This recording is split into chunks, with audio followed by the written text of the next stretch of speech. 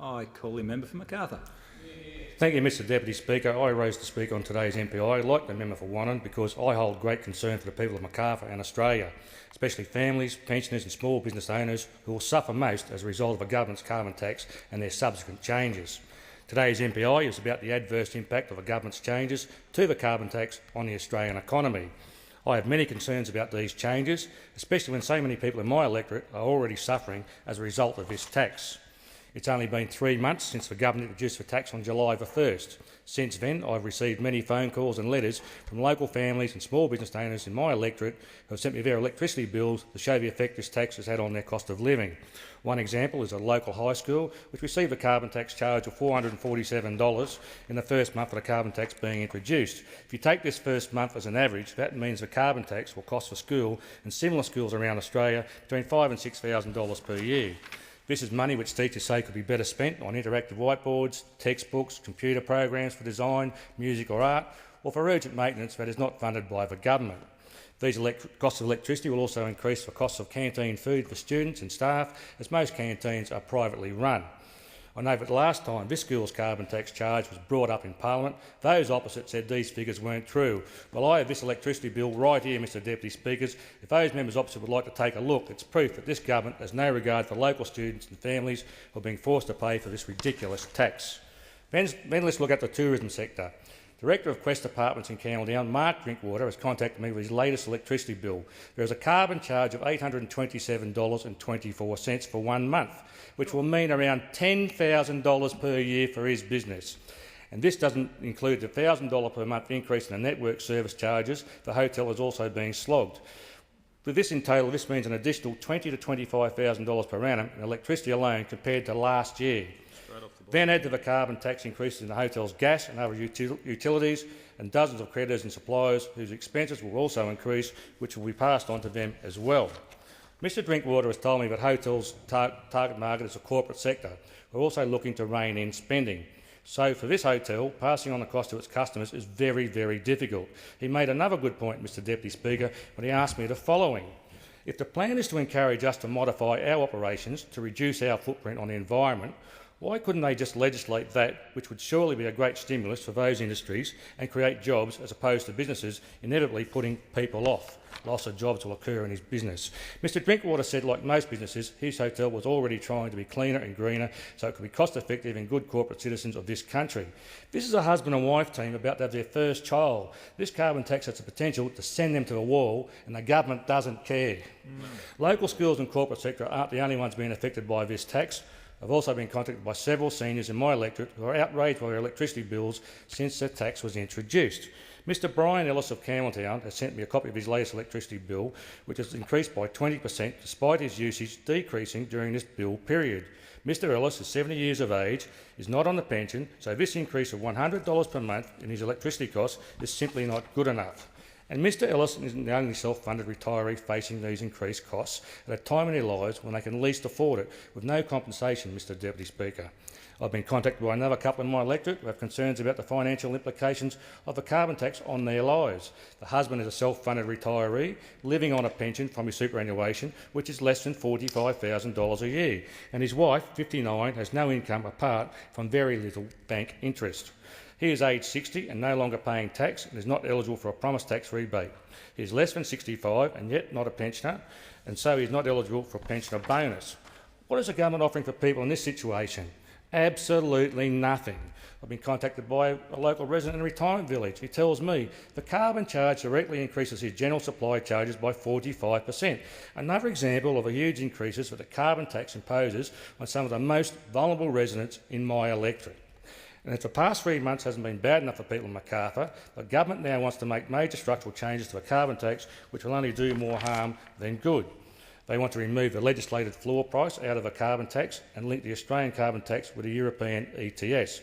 They are also trying to increase the carbon unit auction limit from 15 million to 40 million for 2015-16.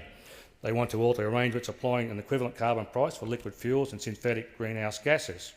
They want to make amendments concerning the measurements of potential greenhouse gas emissions and make further amendments concerning natural gas liabilities. It's just not the Coalition concerned with the impact of a tax on our economy and trade industry.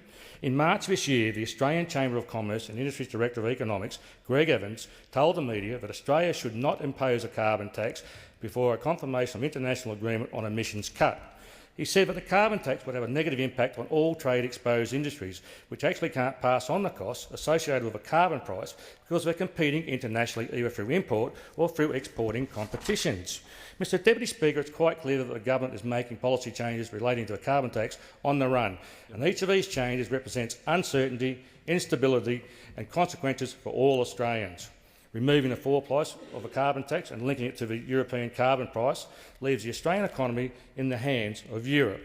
Australia's electricity price will be largely set by European bureaucrats. The regulation impact statement published by the government shows us that by having the price set on a completely different economy on another continent would create additional administrative costs for some small businesses due to the potential change in treatment of international units. The government is also proposing to increase the carbon unit auction limit from 15 million to 40 million. This change means a potential extra $725 million in revenue from forward permits to help prop up the budget for 2014-15. In addition to this, the Energy Supply Association has said that forward-selling permits will lead to higher electricity prices. When are they going to start to listen? I can tell you, Mr Deputy Speaker, further hikes in electricity prices are not going to go down well with the people of Macarthur. I doubt they'll be welcomed by any family, pensioner, school or small business across the country. These changes show a great deal of unreliability in relation to the government. On 11 occasions, senior members of the government have expressed to us that the floor price was crucial to the stability of the carbon tax. We simply cannot trust the government will follow through with what it says. Yet despite making 8 changes to the carbon tax before it had its 3-month anniversary, the government says it still stands by its Treasury modelling. Some forecasts doubt the European price will reach Treasury's forecast, meaning a budget black hole for Labor. Nothing different. The current Treasury modelling relies on all forecasts falling 100% into place in one of the world's most volatile economies. What also concerns me is that the government is moving full steam ahead with this policy despite not having it formally agreed with the European Union. The negotiations of Formula 1 linkage will happen in July 2013.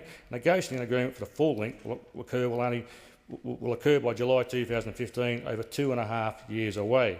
I must also share my concern for Australian farmers, Mr Deputy Speaker, as we have many farming families living in Macarthur. The government's amendments are a bad deal for our farmers. Absolutely. In relation to the carbon farming initiative, Australian farmers have been excluded from selling carbon credits to Europe until 2018. The deal the government negotiated allows Europe a virtual monopoly selling carbon credits to Australia, while Australia is locked out of Europe until 2018. Only this government could do something like that. Magic policy. The carbon tax is obviously in a mess, Mr Deputy Speaker. Since the tax was introduced 3 months ago, there have been 8 major changes. No wonder the people of Australia are so confused by this tax and fed up with the government. If you look at the changes in detail, it's obvious that the tax and this government are in chaos. The government bailed out of the major companies using taxpayer funds on the eve of the carbon tax being introduced, including funding to Energy Bricks and Alcoa. They decreased the share of clean tech investment grant funding for small businesses so as to further increase funding for big businesses. The Clean Energy Regulator added more businesses to the big polluters list, taking the list now to 315. The government changed the regulations to increase real emissions from pipelines and landfill by 1 million tonnes. They abandoned the contract for closure program to shut down power stations, which will mean the carbon tax will have to increase to achieve the same emissions reductions. They scrapped the floor price, which was have to have been $15 from 2015. The government had said the floor price was needed for business confidence. They're looking very confident out there at the moment. They like the scheme to a European system, or they link the scheme to a European system, which does not allow a two-way trade on carbon credits, putting Australian businesses at a disadvantage and resulting in Australia's carbon tax being set by the EU price. They halted the green technology investment grants. This came just weeks after the grants were announced and then changed. Mr Deputy Speaker, these changes show the government has lost control of its carbon tax. It is making changes on a run, which I'm sure you would agree is a very dangerous thing to do. This is simply not good enough, especially when we're talking about an economy-wide carbon tax, which is already having such a negative effect on families, seniors and small business owners across Macarthur and Australia. And Mr Deputy Speaker, I come from a local government background and not even seeing the impacts of of what's happening at local government. I know at Campbelltown Council it's about a $600,000 impact to their budget in relation to the carbon tax. And they haven't even begun to pass on the operational costs, street lighting, electricity in the buildings. Like the associated costs of running the council aren't being passed on to local residents. And this will reflect in the direct loss of services. Well, their rates will go up. There's already been a $20 increase this year. They're going to go up and up and up under the carbon tax policy, and this government should be ashamed of themselves.